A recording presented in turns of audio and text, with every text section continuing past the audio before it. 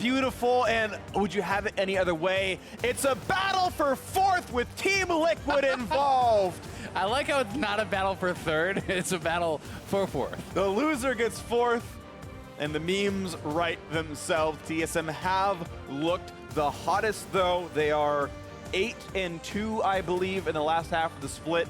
It's a better record than Liquid's had for themselves. So you've got to believe TSM the more likely one here. Yeah, I mean, TSM has been looking very strong, but this is not a best of 5. This is one game. TL has strung together some very strong performances, I think, over the last couple of weeks. You know, well, especially the last week or two, they have been looking really good, I think, in their games. So this is going to be not an easy one, I think, for TSM, despite the fact that TSM did roll over TL in their most recent match. If Team Liquid can have a good start, I think we can see a very, very competitive game. I agree, it will be competitive, so picks and bans coming through. The Rakan ban, actually, instead of the Xayah ban, to maybe remove that option from Doublelift and Ole together. Maybe it means they actually want to pick Xayah themselves for Sven here. Since his Ezreal is gone, maybe he wants something else to pick up. The final ban coming through for Liquid's going to be Skarner there. Sejuani, Zac, still two incredibly popular tanks left on the table. You can go full Dardak and grab Nocturne for yourself, but remains to be seen. Yeah, not as much Olaf today, really, as well, which is kind of interesting because we saw so much of it yesterday.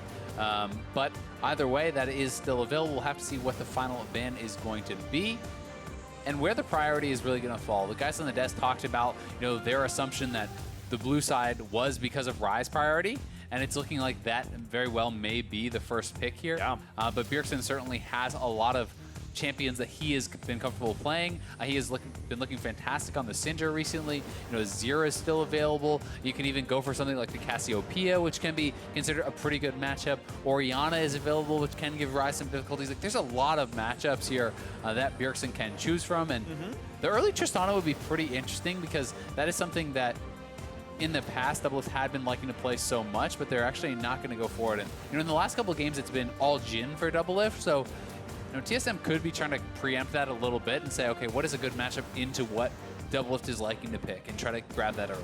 Sure, maybe the case here, but they're going to go for Varus as a fairly lane-dominant champion. Of course, Caitlyn can fit that mold as well. We'll see if Double goes for that. You mentioned that Jhin being off the table. Tom Kent's going to be picked up alongside, it looks like, so Mythic going to give the team a bit of map mobility as a result. Can maybe mirror some of what Pobelter's Ryze will provide. TSM, I think, likely to grab a mid laner for themselves before the second round of bans comes through. That's my prediction here, but remains to be seen. As you mentioned, Olaf is available and has been a pretty highly prized jungler in pro play in 8.5. I'm going to potentially mirrored with Braum. Going to be very interested to see where Doublelift actually decides to go because, you know, his most played is Tristana, but Tristana is considered a fairly bad lane matchup into the Varus, but the Jhin is banned away, the Varus is taken away, the Ezreal is banned away. Those are all his most played, and as you said, Tristana also did receive some of those nerfs, so if you're not going to pick the Tristana, if you are going to be pushed even further down that list, you're looking at a Xayah, but Rakan is already gone. You know, I don't think we're going to get that. Lots of spicy showing up. Caitlyn perhaps could be the answer, and Kog'Maw, okay. Yeah, Cog seemed the most likely actual pickup there, where it seems like Team Liquid do want to have some late game scaling. It's also nice to be able to match the Rageblade power spike. It seems actually really valuable. And in the way pros are playing right now around bot lane, it seems they're really honing in on that 11, 15-minute power spike and using that to do something. And Doublelift not wanting to be left behind by playing an Infinity Edge champion. So Kog'Maw it is in that one. They've got a lot of magic damage, and Zac going to be here. So no mid laner yet for TSM. Okay, I mean, it makes quite some sense as far as, you know, late game scaling, as far as the Rageblade power spike, but as far as the path to actually getting to that Rageblade, I think it is much more of a bumpy road for the Kog'Maw than for the Varus. Oh, sure. In my opinion, the Varus is going to be a champion who should be able to be dominant in this lane, and we saw how well Sven and Mithy actually played the last bottom lane against the Caitlyn with the Ezreal, where, in my opinion, they were at a disadvantage, right? They should have probably been on the back foot. Instead, they're up farmed. They're getting the level 1 all in. They're playing aggressive, and if you can play that well in a disadvantageous matchup, it's scary to think how dominant they could be in an advantageous one. Well, TSM are absolutely have one of the best bot lanes in the world. I mean, that was the meme coming in for Sven and Mithy. Best in the West. This duo lane has been together for several years at this point, and they've received several championships in playing together, and they're certainly a great squad, and TSM finally do seem to be shaping up, and those two are, of course, no small part. And it's been quite the story when you think about it from the start of the split. You know, Doublelift getting kicked from TSM, being replaced by Sven and Mithy. TSM and TL at the start of the season playing, and Doublelift and Ole and TL just smashed TSM. They obliterated them. They beat them extremely fast. They won through bottom lane. Yeah. And TSM's progression from there has been pretty huge. They've improved massively. The last time they meet, it's TSM who comes out on top. And this is essentially the best of 3 now. This is the final game to decide who is the better team in the regular season. And I think that is pretty exciting. And of course, these teams cannot meet again until the 3rd place or final if they get that far based on how seeding works. So maybe this is a preview somewhat of what could be the NALCS final. It could be really exciting to look at down the line there if we could get past the top 4, which has been hard for them before, but you never know. And of course, with Gnar and Cassiopeia off the table, a couple of options taken away from Bjergsen, but not too many. And they're going to go ahead and take the Flex Scion right here. And it seems to be a likely lock-in. It would be interesting to see Scion mid for Bjergsen. Despite the fact that most people don't think of him as a tank guy, he will play it if he thinks it is what is best. And when you think back to last year, when Galio was still built full tank, he started playing and he was receiving criticism for it, but then, you know, he made it his own. They begun to win with it. He began to look very good on the champion. So wouldn't be shocked to see it go to Bjergsen, but Hunter also can bring this up in the top lane as that safe kind of blind pick. So we'll see where they want to go. And of course, TSM didn't send any of their bans towards the jungle. They put 2 more bans in the top lane to try to pinch Impact's pool, known, of course, to play his tanks very well. That Shen's still available, though, which he's been so keen to play before. And into Sion, it's not like it's the best matchup for Sion anyway. Yeah, Shen can be pretty good, but there are more kind of lane-focused matchups. Lowy would be one, would be shocked to see it, but, you know, things like Darius we have seen, even more common picks like Trundle and Cho'Gath can match up fairly well in these sort of tank versus tank matchups. And you know, the Cho'Gath is right up Impact's alley. It is something that he's going to be pretty comfortable on, especially when there's no guarantee that that is a Scion top. Of course. This is a fairly safe blind pick, even if it does result being up against that Scion. So now we know the matchups for Team Liquid. Cho'Gath in the top lane, Ryze in the mid. We've seen Scion played into both of those before, and they're going to took maybe a Trundle here on the top side and put that Scion over there, but as the Harvest go back and forth to figure out where they want to put these champions, I think Scion can lane very well into Ryze, but Orianna is the hover. You mentioned that at the very beginning of one of the likely odds for Bjergsen. Yeah. And he's going to be on one of his more famous champions. Orianna in the mid lane. Scion does go top. We'll be beating that Cho'Gath up there. And Bjergsen's Orianna, the fight for the 3rd place seed. Pobelter and Team Liquid hoping to make the rise in the standings at the end of it all. And I think this makes quite some sense simply because while the Trundle would be a cool flex pick to actually have this advantageous lane matchup perhaps, the scary part about it would be to be very low on wave clear. So if your opponents do get ahead, if they do start grouping and sieging and pushing, well, you have a Trundle and a Scion as your main wave clear. That's not going to be very impressive. So too much of the onus would be on Sven. And I think this draft is fairly well-rounded. You have very powerful engage with the Zac, with the Scion, who can be followed up on with the Shockwave and the corrupting chains there from the Varus. So definitely a lot of powerful engage in AoE CC. And meanwhile, on the other side, you essentially have this massive front line, 3 members in the front line protecting Doublelift, protecting Pobelter. And it's going to be their responsibility to really be avoiding those engages, stepping back, and then punishing the engage coming out of TSM. It's a very magic damage heavy team for both these sides. Actually, the tanks are almost ubiquitously magic, and even the AD carry picks up on the Varus and the Kog'Maw deal a lot of magic themselves. So you expect to see a lot of MR come through to try to tank up this. If the tanks get ahead, it's very easy to be invincible. Yeah, definitely so, especially I think against the Kog'Maw. If you actually go Adaptive Helm here as the Zac and as the Scion, that is ridiculously effective against the Cho'Gath, ridiculously effective against the Ryze and this Kog'Maw. So that is definitely something I'm looking to see if they will pick up on and itemize towards. Let's see what comes through. We are into the game. The battle for 3rd and 4th. The second to last regular season game, if you want to call it that. TL and TSM have had a very interesting season so far. TSM, though, the better late split surge. And now it comes down to this. Who gets the better seed in the playoffs? Who will dodge 100 Thieves as well into the very end of it all? Guarantee that's at worst a final matchup for them. And we'll see as they look at each other across the river. Pretty interesting to see Doublelift also going press the attack here. He is not going to be going fleet footwork, so that is somewhat atypical. And it's one of those things where it was buffed on the last patch and fleet footwork was nerfed, but so many people are still sticking with it.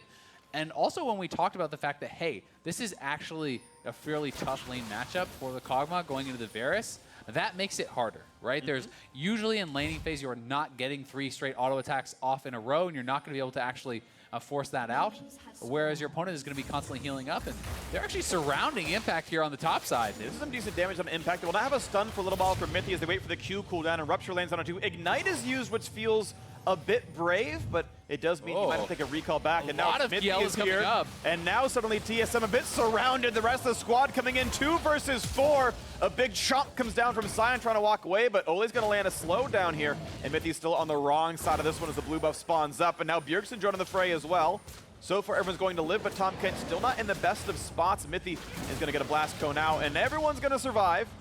Pretty crazy start, but it's actually Mithy starting down both summoners. And yes, Impact is going to start at lower HP. Smithy is going to start at lower HP, but that is not going to be super impactful, I think, especially with the Cho'Gath passive. Yeah. Unless Haunter can really kind of punish him early on. I don't think you're going to get much out of that. And Mithy is going to be, as a result, having to play this lane less aggressively and perhaps not be able to punish Doublelift as heavily. But I do like the attempt at these creative level ones because it makes your opponents respect the fact that you can do these. Even if they do not work out in this particular game, in the future games, you have to have that in the back of your head. What if TSM is cheesing us? What if they're going to do these sort of mix-ups? And that's why I think it's very valuable long-term. I mean, maybe in the postseason you see more Trinket Wars get put down at level 1 because they're afraid of these kinds of plays.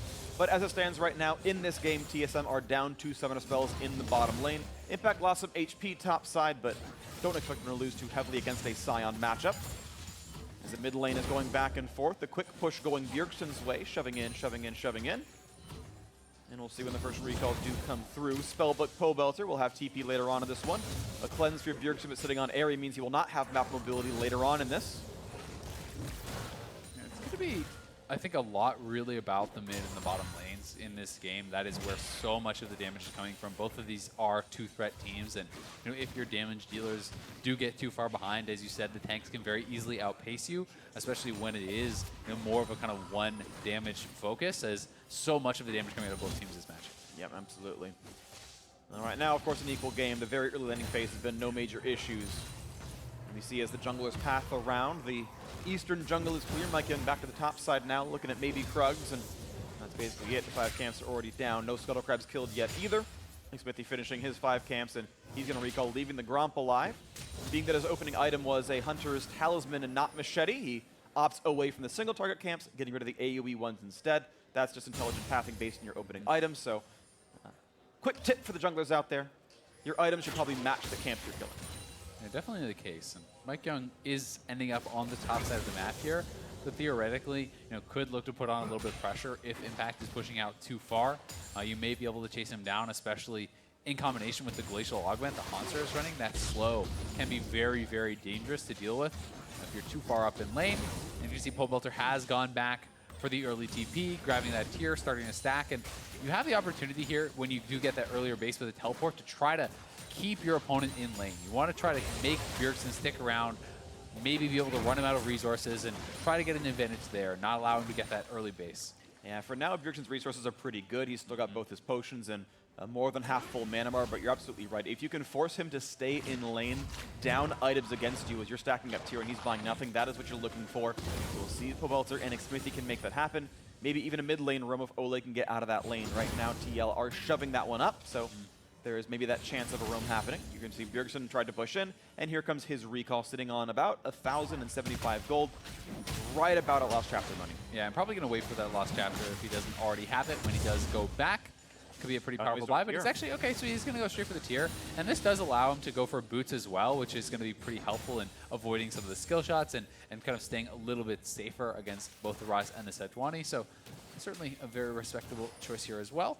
It's not as much initial power as something like the Lost Chapter is, which is why sometimes people will prioritize just getting that Lost Chapter first. But if you think, hey, it's going to be a slow, kind of more passive lane, then stacking up the tier earlier makes a lot of sense, and that will pay dividends later. And that really was the goal when the design of those items came through, is Ole gets to make the freeze happen, and Mithy doesn't really force him off this one, so it's actually going to stop Sven's recall. Oh, and Smithy is actually behind them now as a result. Sven's off this base. For Liquid, they've got better items as well. The stun of Mithy is already there, and he's got his summoners, but it does not matter. First blood comes through for Ole, cleanly done. And TSM kind of screwing up that push. Yeah, nicely done there by Liquid, capitalizing on that. Ole setting up the freeze is actually what prompts Sven to cancel his base. They say, no, we can't give up this freeze. We need to start this push in. Mithy knows he's caught, not even going to blow the summoners. I think that is the right choice. Unfortunately for TL, Doublelift is not the recipient of the kill, just gets the assist, but still a win on the bottom side of the map, and they do draw first blood. Yeah, 100 gold is 100 gold, but you're right, it feels bad that the 400 went to Ole. It would have been better on either of the other champions. But he gets to push forward regardless. Taking a quick look at the top lane right now, a small lead for Haunter. It feels pretty good. Looking like he's going towards a fairly early Abyssal Mask with that Catalyst. Yeah, and sometimes people will just kind of sit on the Catalyst and then build towards other things if they elect to do that. And this is pretty interesting. TSM is actually doing a super early lane swap. You can see that Sven and Mithy have just gone straight up the top, and they're actually sneaking around here just now showing. And they're looking to try to put on pressure to this turret, and it's going to be tough for TL to respond in time, so we'll see what the answer is. It looks like now Smithy is going to be moving up, and they're going to try to two-man defend this perhaps, and at the same time on the bottom side of the map, they're shoving in with their bottom lane. So I have to track how much damage these guys can really get done. Not only damage, but how many minions can they deny as well. Haunter has no TP, but does have ult if he wants to get back to the lane. Also, still sticking around topside. He did not finish the recall. He's waiting for a play. If TL overcommits, that doesn't happen. A flash comes out, and Let's Bounce brings one back in. So they have the damage on an impact, looking for the slap together. In comes the unstoppable Scion for more CC to come through. A flash out from Pope, but they find Xmithie. He's forced to jump away, gets just barely out from this one, and the health bar is incredibly low as Bjergsen might find the flash shockwave. Can he get it? Can he go for impact? There's a shockwave in. There's the kill picked up. Alone time of the turret. Of course, keep in mind that Doublelift is pushing alone on the bottom side at that same moment. Oh, and it's actually going to be so close on who gets the first turret. They ran out of minions. TL run out of minions, though, on the bottom side. And TSM just barely will get that first turret plus the kill. So a really clever lane swap here. I think catching TL off guard and TL not able to respond perfectly to it. They do lose the kill. They do lose the first turret. Yeah. Very nicely done. But one thing that you have to point out is really the CS differential in the AD carry role, because all of the CS was given over to Doublelift on the bottom side, where it was shared or kind of not given over to Sven on the top side. Definitely relevant having that Cogmouse spike up, but right here the Scion is still waiting, so it ends up being an extended 5v3. Yeah, exactly. The Scion actually cancels his base. I believe TL was thinking he's probably already gone. Then Pobelter coming in. He waited in the bush the whole time. Haunter just honestly getting a really good bait, drawing them back into the brush, then comes out with the re-engage. And Bjergsen was already on the roam. You can see shoved up mid lane, denying as many CS as possible. And instead of trying to go for the flashier big play, he gets the guaranteed kill, doesn't expend his flash, and will stay safe. So just good, consistent play there from Bjergsen. Absolutely is. And the game right now is tied. A trade of one turret for one, a trade of one kill for one overall in the game. TSM first to get to the bottom side means they're looking at this Mountain Drake, slowest to kill and not the most important in the early game. Only means turret and Baron and such damage, but they are knocking that one down. Xmithie waiting across the wings, puts the ulti in. Here comes some damage as well. Smite Fight going to be coming through. Who's going to grab that one? Down to 700 HP. The Sven's going to get the kill on Xmithie first, and he loses his life. And the Smite, of course, then comes through for Mike Young afterwards. So TSM getting two objectives there. I'm actually super surprised that Xmithie even tried for that one. He didn't have his flash. It's 5 TSM members in the pit, so that was always going to be a one-way trip, and you know, a worse than 50-50 style chance, but I don't know if it's really worth it there. I think he was hoping he could have blast coned over and queued back out, but there's so much CC, the silences and everything else possible. Yeah, it did seem like a big risk. He went for it, and obviously it did not pay off for him. One-way trip it was indeed. Back to Fountain he goes, and now more gold in TSM's pockets, plus that Drake. And the kill going over to Sven, right, who has picked up both those, grabs a red buff, which is going to be pretty nice here too, so going to be pushing him further towards that rage wave. You were mentioning the CS difference between Doublelift and Sven, but when I checked, their gold is identical right now. The 2 kill credits making up for the farm, so you got to say that power spike has sort of been lost that Doublelift got with all that extra farm. 500 gold lead for TSM right now. Oh, and now ulting in behind Pobelter. Ooh, he's going to try to get away. Shockwave's going to land anyway, though, and there's not much of a place to go. Suddenly, a 4v1 out of nowhere. Camp mid, and Pobe is dead. Just beautifully done, honestly. The rotation here from TSM, the bot lane has been moving around the map, very proactive, and without the flash on Pobelter, they knew he couldn't get away. This is going to be another turret here for TSM, and the most critical one on the map. Yeah, mid-outer falling. That limit does not happen early on, but to get that one there, a great dive. Pobe had no summoners, and obviously the CC overwrote the ultimate. TSM now up 1,400 gold. This is the time you want to peak, even though they could not grab a playoff bye. They are looking like the scariest team in a lot of people's eyes. And now making a sort of clean run through what looks like the the precursor of the playoff bracket through the extended tiebreaker series here. They definitely look scary. They definitely do, and playoff bye or not, they are looking like such a good team, and if you win this match, whoever does, TL or TSM, they will get the assumedly worst team of the bunch in the quarterfinals. They will be playing against the 6th seed and have a very good shot of making it to the semifinals on their own. And it's always interesting to me to kind of talk about how much of an advantage is the bye. Because yes, you do skip one round, but at the same time, sometimes having the warm-up in best of fives, having that quarterfinals can help teams ramp up and really kind of move forward towards that eventual goal of the finals. Sure, I'm always of the opinion that it can be quite valuable being able to hide strats. Being the timing of the patches, 8.5 was only played on week 9 and will be the playoff patch. So a lot of these teams only have to play 2 or 3 games and they have to show nothing else until the playoffs begin. And if you can wait another week, you get to see 5 games of what TL plays, 5 games of what Clutch plays, and react to that can be valuable. And there's certainly the risk of just losing in the quarterfinals, right? You know, if you have a bad day, if you do lose, even if you're a 3rd seed versus a 6th seed, you can fail in those matches. So there are pros and cons, certainly, but it's always interesting to kind of see people's different opinions on that. Either way, the Rift Herald taken down, immediately going to be dropped, and there are more gold kind of in the pockets to double it there as he picks up some of that local gold, and they're able to convert immediately. And TSM is looking to, again, just kind of match that pressure on the bottom side of the map. They're moving around very well. They're trying to focus all these turrets and trying to come out on top in these trades. Back down to about a 900 gold difference. Teal hoping to keep back up into this one. Of course, a lot of work cut out for them. They've only picked up 1 kill for themselves. Archangel's staff done for Bjergsen. That's going to be stacking rather quickly here. 20 CDR, of course, already in and getting more and more mana, thus more and more ability power. Rageblade done for both AD carries. That's an important power spike, but nothing easy to play for as the Drake and Rift Herald are both off the table. Drake won't spawn for another 3 to 4 minutes right now, and the turret's going to be a little bit hard to reach. As it's mid-outer that TL can attack, and the bottom outer from TSM. Despite the fact that TSM has really been kind of dictating the pace of the game, that they are the ones 1,000 gold up, it is pretty nice for Doublelift that he didn't have to deal with a really tough laning phase. He did not get put behind. He's able to just essentially free farm to his Rageblade, and now we're going to have opportunities in these team fights. They find the knockup, they find the double Q slap, and Let's Bounce is going to bring in 1 as double flash Double away. coming in for Not DL. easy for Ole, but jumps right back into his teammates. Here comes the rest of the squad. 5 are here, and TSM suddenly outnumbered as they're starting to fall. 1 is gone, make it 2, and Mike Young might have a prayer here as he jumps right across. A team of Flash Q comes across now. Flash the Boy Rise himself. follow. And they're going to find 4. Shockwave going to disengage, but Xmithie already finds the front line. Plus Rupture means Bloblets, and that's going to be a certain death. They give the kill to Impact, interestingly enough. Big fight out of Liquid. Yeah, should have given that one to Kog'Maw, but still such fast reactions. The double TP comes in faster and closer for TL. Their members collapse. They turn that one around. That is a big win for Team Liquid. Going to be able to even shove in on the bot side here.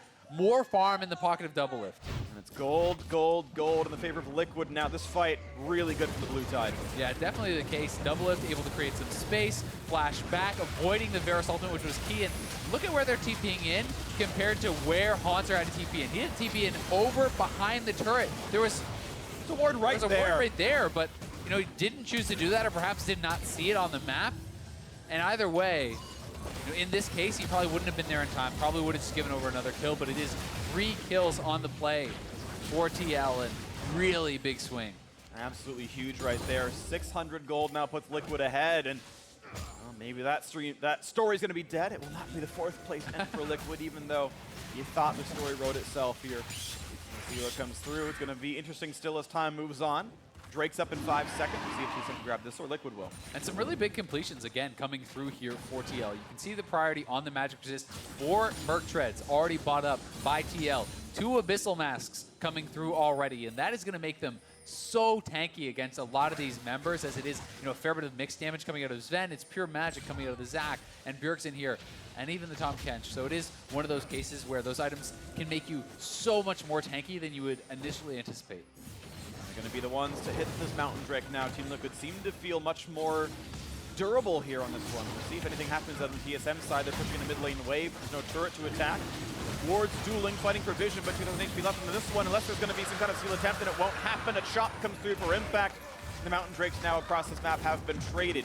TSM, though, still should be able to push in mid. They're pinging it somewhat, and yeah, they're going to get a bit of damage now onto this one. The best they could have made off that play. Turret will go down to about half HP, but the minion wave is dying pretty quickly. Gonna get lower and lower, and Ole actually getting himself into melee range will take some damage. Nice shockwave comes in, and he could be running out of health, and they will, in fact, delete the Braum. Ole stepping a bit too far forward, and that actually might mean mid lane tier 2 will fall. Yeah, Ole just kind of wandered in there without the support of his team, and he's going to go down as a result. Looks like they will be able to defend, but still, heavy price to pay for a bad path there from Ole. Yeah, 80% of a turret plus a kill. I would probably take that for a Mountain Drake in a lot of cases, especially because these teams are fighting so closely for tempo back and forth. TSM getting a bit more out of that one. Unfortunate for Ole there. Of course, the Zackle was used by Mike Young, but even still, getting caught out is a bit of a misplay.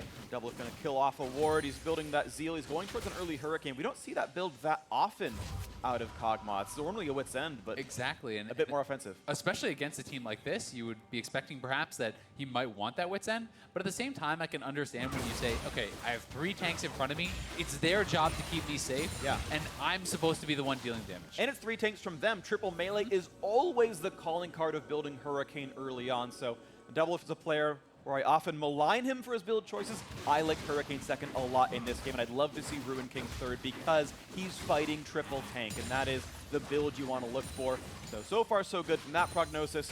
Again, this game's still incredibly close. The gold and even the Drakes you've got are equal.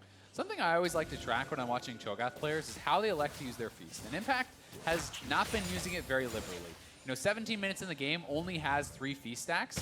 2 of those are not from minions and monsters, so he really has been sitting on this. And sometimes you'll see players elect to sit on the cooldown to have more threat in a potential fight. But oftentimes it can pay off more to just use it on cooldown and get it stacked up early and often, because you're going to need to have that cooldown ready, especially for later game team fights. And if you're just using it on cooldown in lane, that can often work out pretty well. Yeah, well, we'll see what happens out of this one. Impact did just chomp a giant Krug and is now looking to rejoin his team and deal with the top lane. Oddly enough, though, a Banner of Craven was just picked up, and now Feast is on cooldown, so he can no longer one-shot the cannon minion. So a bit awkward there. He saved it for so long, and exactly unlucky would be the term for it. As Haunter gets some time with this and might get really meaningful damage off on that turret there. Smithy going to get rid of one of the wards. Baron spawning in 135, and I think he's got enough damage. Impact can't really push him away. Keep in mind, Impact's in a minion wave. This could be a good fight for Haunter. Gonna find the slam into the ground, and he's got ulti. Coming down. Impact flashes and gets away from the line of fire. Now it's slow towards Double, but he's looking for a bit of shots. Won't land too much more. A flash out of Impact, though, is a nice thing from Haunter. Yeah, really well done. And honestly, the banner, while it is good in a lot of matches, it is especially good in this. Anytime I am playing it, even before the banner buffs, when I'm saying, okay, who is going to be in a side lane clearing? If the only answer is magic damage dealers, banner is just extremely effective, right? And who will be side lane clearing in this game? It's mostly going to be Pobelter, and it's going to be Impact, because those are the guys that can use TP in this game. And it just takes so long for them to deal with a bannered up cannon that you can put a lot of additional pressure on the map, and if you can drop one, say, bot lane, pressure around Baron, if there's no one to answer, that can result in turrets. That can result in additional pressure on the map. And speaking of pressure, into the jungle goes the entire team on both sides. A knock up there onto the front line. Haunter running out of health, knocked right back into the air, and that's going to be a kill. Go on to Pobelter, 5-4. Now the overall scoreline. The re-engage towards Pobo, half HP, runs away. Haunter on the front line with his zombie corpse, and not too much more. Red goes over to Double Lift. The 1-for-0 remains a kill for TL. That was actually really nicely played there by Ole, using the Braum ultimate to delay the escape from Haunter, then getting up and actually proccing the blast cone as well to knock him back into the team, cut off that escape avenue. So does make a mistake around mid lane, but kind of making up for it here. Now they've got to wait for the respawn. 8 seconds till Haunter's back up on the map. Does have ulti, does have teleport, so we'll see when he gets himself in with the team and where he does go when that respawn comes through. We can watch this fight one more time. Haunter walks into what ends up being 4 or 5 people. And look at Ole, just nice ultimate through 3, knocking them all up, steps forward, knocks the blast cone back, so no real way for Haunter to escape. Just a really heads up play there, and it's a little thing, but those can really make a difference.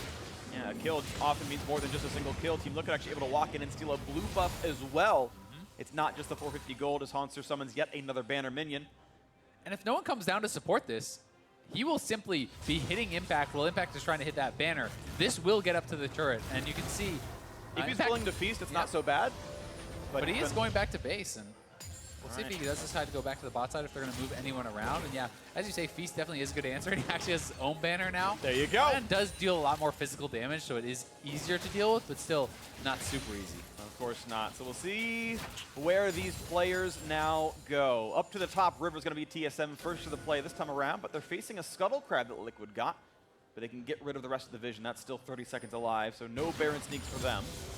And you can see how as soon as he drops that banner, moves up to the top side of the map, trying to create pressure on the bottom side and then look to make a play away from it, knowing that someone must walk down, must respond to that before they can really come and deal with TSM. And in this case, it's gained them vision around the Baron. Exactly. Impact walked over it, and you can see the ultimate still available for casting, means he has not chomped the minion, just does it now, so I take that all back. He uses his ultimate to get rid of some of that minion. Pressure. Infernal Drake spawning in 3 seconds, and of course Impact now no longer has Feast for the play. Looking at maybe a bit more.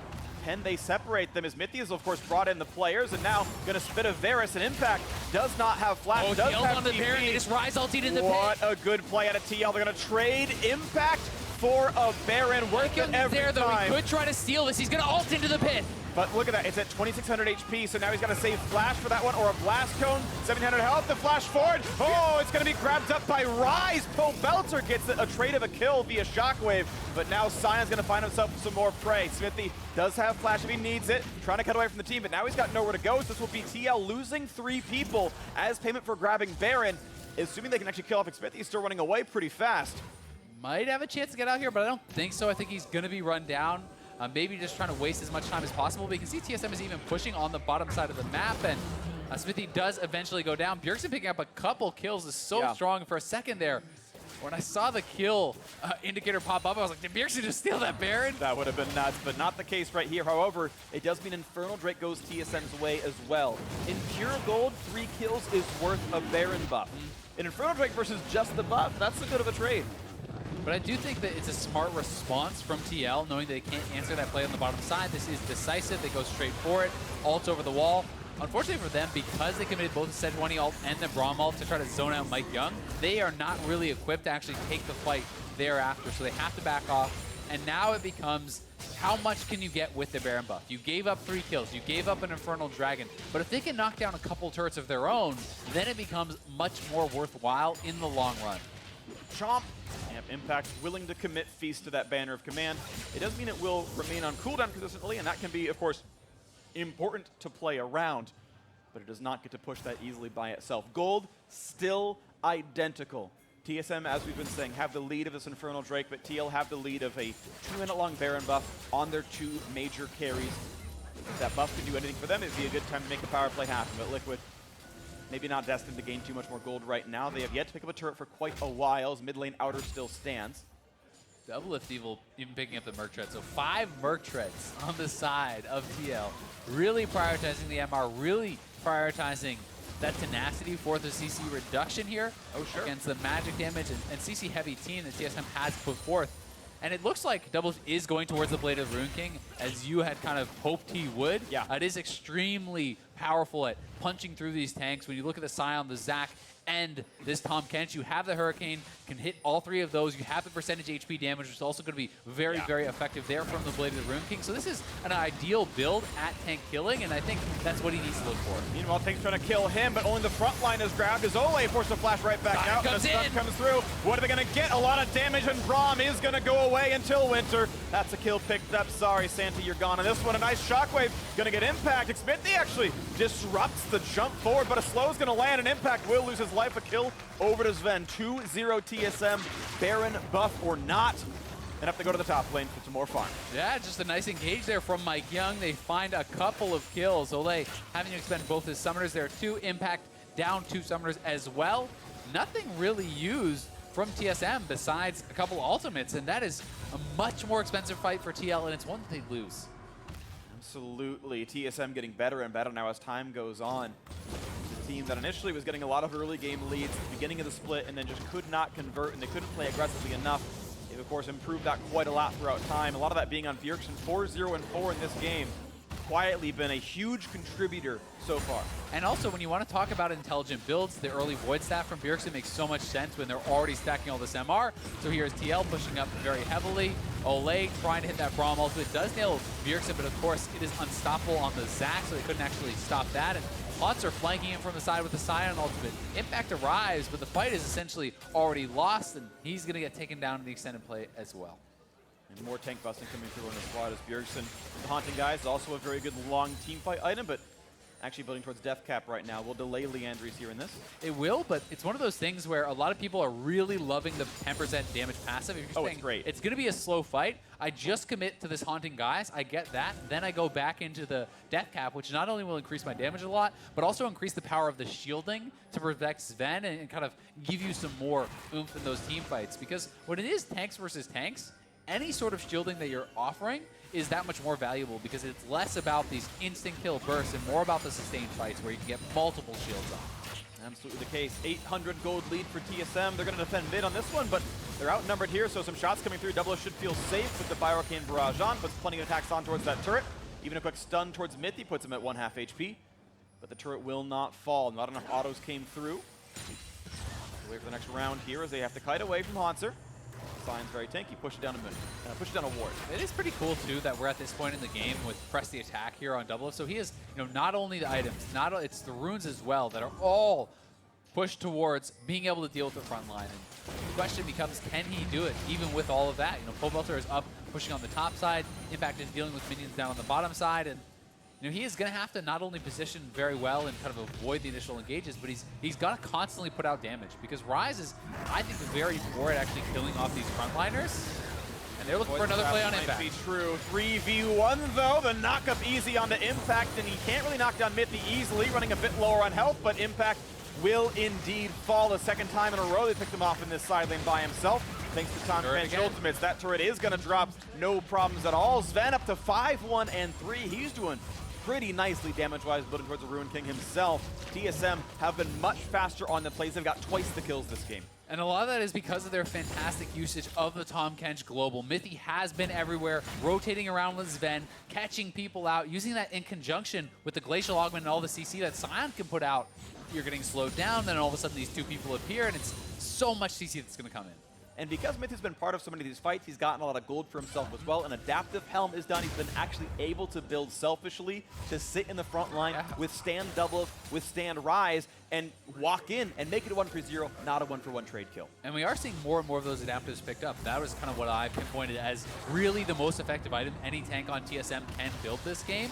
There's already one on the Haunter. There's already one on Mythy who wasn't one expecting to be able to get it. And Mike Young, assumedly, is building towards that here too. So that is going to make it very hard for Ryze, very hard for Doublelift. But Doublelift is on his completed Blade of the Ruin King, has itemized everything towards trying to kill them off, and it's just time to find out, will it be enough in these team fights? And it's going to be down to the DPS check. A 3,000 gold difference, though, usually tips that towards TSM's favor, but execution, of course, vitally important. Speaking of which, onto the front line, they see Impact yet again. A bit small for a Cho'Gath. The knockup is in, down to about half HP, and into the back line comes the Zac, tries to find Let's Bounce. He's so low on health, and absolutely shredded by Doublelift's Cognox. Smithy pops the Hourglass, runs away. Shockwave onto 3, though, and they get the trade kill, but the Drake was picked up on TSM's side, or sorry, TL's side. And that is actually a seemingly 1-for-0. TSM get the kill, but Liquid get the Infernal. Yeah, Doublelift actually shredded straight through him, but they killed off Smithy, and they are going straight into this Baron pit. Already Tahm Kench ulting into this. I don't think TL is really fully prepared for this. They're not going to be able to get there in time. I think it's just gone. I think they're going to run too slowly, plus the Mountain Drake helping. So a nice pickup. TSM turn a kill into a huge objective and a clean Baron take. They are poised to take over this game. And both teams so decisive with that. Earlier it's TL with the Ryze ultimate going into the Baron pit for this, and this time it's TSM pulling a fast one. Here is the play again. Doublelift focusing down the Infernal, but as Mike Young comes in, look at how fast he goes down. Doublelift is pumping out so much DPS, and as Mike Young gets blobbed, they turn, they finish off the Infernal. Big shockwave though from Bjergsen nets them 1 kill, and that is what eventually allows them to go over and take that Baron. And now TSM up 5k, looking to extend this gold lead, looking to knock the last outer off the map. And remember, they have Banner here too. They have more sieging power because of that, and they can potentially crack the base. See if they can make that happen with this Baron buff. Still 2 minutes 40 on. All 5 members do have the buff. Also, death cap completed for Bjergsen. The power spikes are big. Ruin King done for Sven as well. They have got items that they would love to have. And let's see where they look. As well, the only tier 2 turret up is in top lane, and that's not anywhere where they are. So it's an inhibitor attempt now. TSM with 5,000 gold in their pockets and the Baron buff on, looking at bot lane outer. I should say inhib turret, the outside of the base. TL does have top lane wave pushing for them, so that is something working in their favor. But they're going to have to be really diligent about how they defend this and be pretty aggressive in actually clearing out these waves, but at the same time, there's a big risk that Mike Young and Hanser can just go for an engage, and if you get caught by a Shockwave from Bjergsen on these 3.5 items, you'll be going down quick. There it is! Shockwave brings in one. The Glacial Prison gonna buy some time. Double stays alive, but he's down to 1/4 HP, meaning he has to disengage. Zach gonna find the front line. Can he make Let's Bounce happen? He just balance housed. He's actually going to be turned back around on him, but jumped up and down goes the base. A nice play out as Ven got the ulti to force the disengage. Yeah, really nicely done. Comboing that with the Shockwave. They get a pretty easy inhibitor without too much of a commitment, just 2 ultimates there. And now TSM can rotate around, look for this mid lane. There is the banner cannon on the Baron buff. They're looking to knock down this turret. They're pushing forward pretty aggressively. Mike Young threatening the dive. DL must go in to stop this one, or they will lose some turrets. The front line taking some damage, but out they go. Kog'Maw, yeah, putting the hit towards them. Mithy getting a bit low, not quite stunned. The chomp comes in, and Bjergsen is dead with flash still on. They keep chasing. TL must get something. Rise gonna bring him not very far. Bull Belter with an oopsie of a Realm Warp. Oh, you hate to see that, Freak. That's a tilter. They don't stop the recalls either, but they do get some time to push. 1 kill, 1 turret, 3 minions alive. They might get a little bit more. I mean, it's still a good fight for them, but that could have been a couple more kills. That could have been so much more for TL if they could have pulled off that chase. I mean, there was a lot of low health bars there on TSM, but either way, they hold on. They do win the fight, and they are getting stronger. And Double is picking up the BF. You could be going towards an Essence Reaver, something that you are a pretty big advocate for. Yeah. Pope forced a flash away from a slow Ven, flash ults, and Pope has no escape tools except for damage output. Can he just kill Ven? That answer is no. Found out by the rest of the team. Mike Young there in the back lines. They could look for impact. They're going to get the knockup on the front line there. They can get a kill and a choke out of the result. Over the wall. Let's Bounce going to pull him back. Double only does enough damage to force them away, but not enough to kill. This Kog'Maw not a big enough threat. Their team being going to go for the end here. Double was not in the fight. Can they claim third right after this one? Hanser walks right in. He's got Superman is next to him. Chunk, chunk, chunk. The Lumberjack, of course, not the skin this time around, but still gets plenty of damage down that turret at about 2/3. Has to disengage from the rest of Liquid being around. That TV may be a bit over-aggressive. Doesn't get all that much for it, but the team can still push in for top lane. 2-2 is going to fall. Yeah, TL falling apart at the seams a little bit. A botch chase down. Doubleth not able to get involved in that fight after Pobelter was out of position. He gets picked. Impact goes down. They lose a Nexus turret. They're going to lose at least 1 more inhibitor, and maybe just the 3 inhibs straight up because Pobelter is still not up. He's just coming up now, and TSM are pressing. 5 seconds on impact, and the mana bars are pretty low, so cowards, yells Hanser as he runs back to base. But it's a tactical retreat. He's getting mana to fight again. Okay. I'm going to give this one a 6 out of 10 as far as Cyan ults go. He hit his targets. The fountain. Pretty good. Yeah.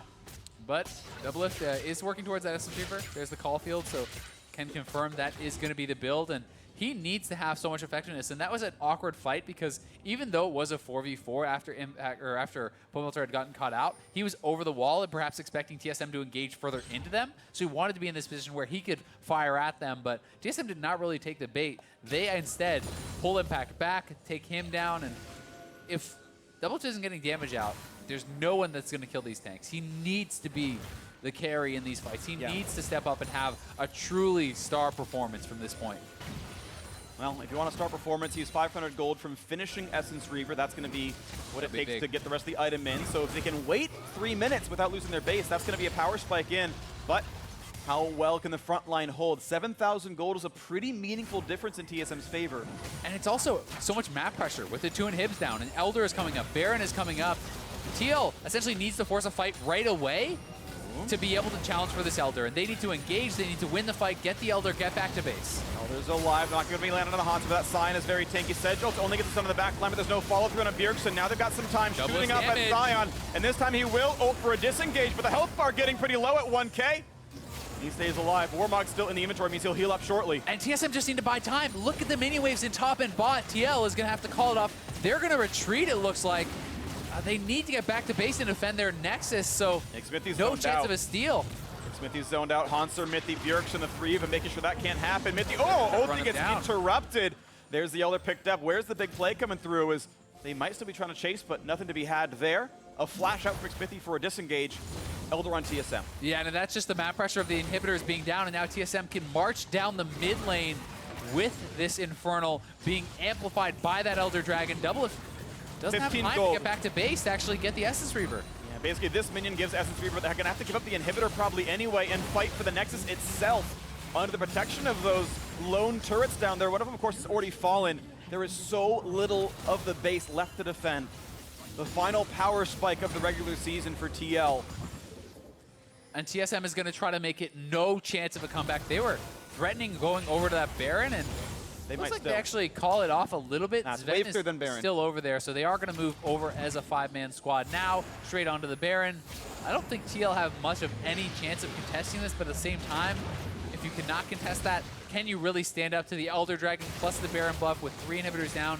Thankfully for them, 1 has respawned on the bot side, which stops it from being 6 super minions per round and moves it just to 2. But we'll see. They're going to need something special. Over 1,000 gold per member on TSM, but they choose to say it's time to push instead. Let's not wait any looking longer. for Pope Bouncer. Looking for the damage on a Pope. Not Banshee's off just yet, but Mike Young's going to turn that one away, which means the flash is forced, but he's still going to be found out. Let's bounce. Going to bring him right back in. Scooped up the rise, and that's going to be the kill. Going over to Myth. He trumps him up no problem without a mid laner. How can you hope to defend? Doublelift has to do miracle work right now in the 4v5. Otherwise, yeah, and TSM still has his shockwave. Sven still has his ulti. I just don't see it happening, but Doublelift is going to try. This is the last fight potentially for that 3rd place for TSM. Inhib's going to fall.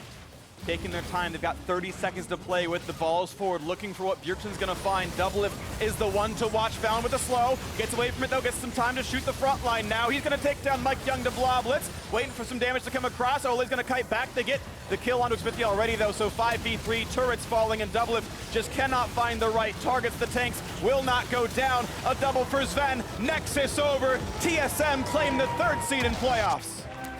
And what a run it's been for TSM, struggling so heavily at the start of the split. So much criticism aimed their way because of that poor start, because of all the changes they have made, and has to feel like vindication for TSM, ending in 3rd seed, taking down TL, who was the other supposed super team coming into the split. So TSM, 6 straight game wins now. That streak was broken by 100 Thieves, a team they cannot face until the finals. At the very worst for them. TSM looking like one of the absolute favorites heading into the postseason. I mean, moving to 9-2 in their last 11, including these tiebreakers, that is so impressive. And as you said, bested only by 100 Thieves, 2 of the very hottest teams coming into the playoffs. And the team's fortunes really have changed in these final weeks. So when you think about the early season, it looked like Echo Fox and Cloud9 were untouchable, and here we are now with TSM with 100 Thieves looking so heavily on the rise, and TL 4th again.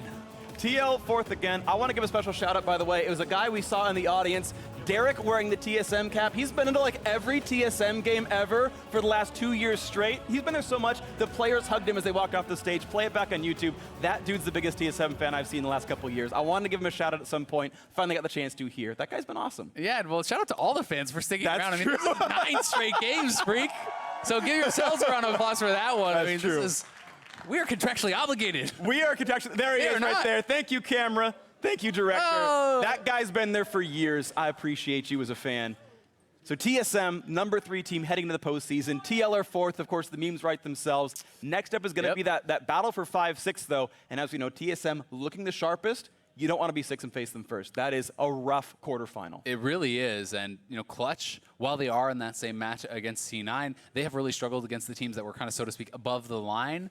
But at the same time, I mean, C9 has been slipping very, very heavily. 3-6 in the back half of the split. They lost their earlier game, so 3-7 in their last 10. Yeah. And for them to be facing the reality of a potential TSM quarterfinals after sitting for 9 weeks straight in 1st or 2nd has got to be really hurting C9 and them morale. So they need to kind of rally and come together and focus up for this last game. Yeah, let's see if they can turn that one around. But for now, we're going to send it down to Avli and the victorious mid laner.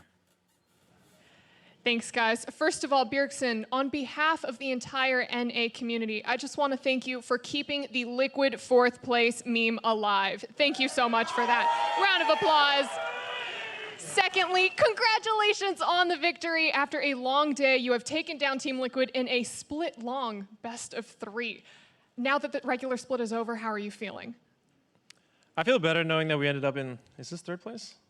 All right, that's good enough. I mean, it looked like we barely even made it to playoffs, so actually making it into the top 3 is really good. I don't mind not making it into the top 2 because I think getting to play in quarters just gives you that refreshment of best of 5s and you get the on-stage practice. So I think that it's actually good for us to go into quarters because I know we're going to win. So it's just stage practice. So I'm hearing you correctly. You purposely planned this, the entire split long, just to get the extra stage practice?